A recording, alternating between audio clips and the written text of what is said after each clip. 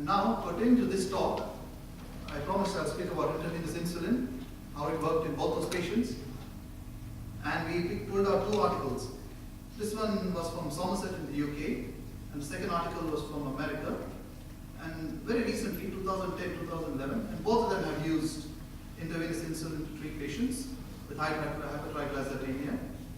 And both of them have had good results.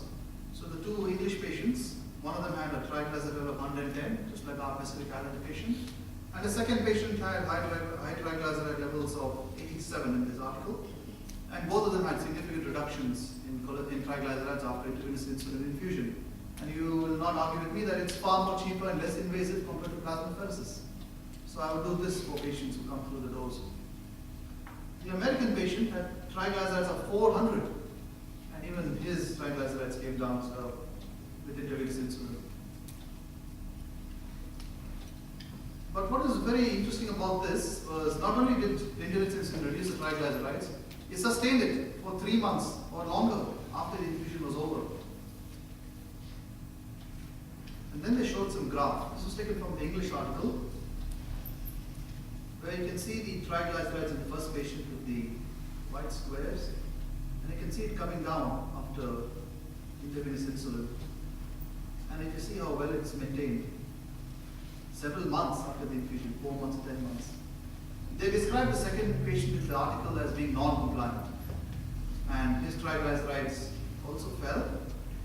But because he was non-compliant with this treatment, and he started drinking alcohol again, and he was eating fatty foods again, it went up again.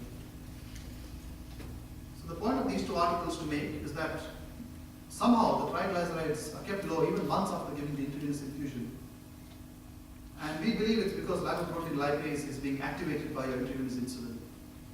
Because diabetes inactivates the enzyme, and giving IV insulin reactivates the enzyme.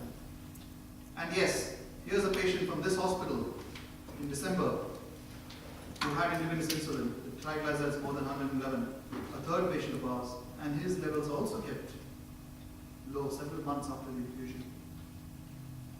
So that's how it's believed to work, by increasing transcription and translation of lipoprotein lipase.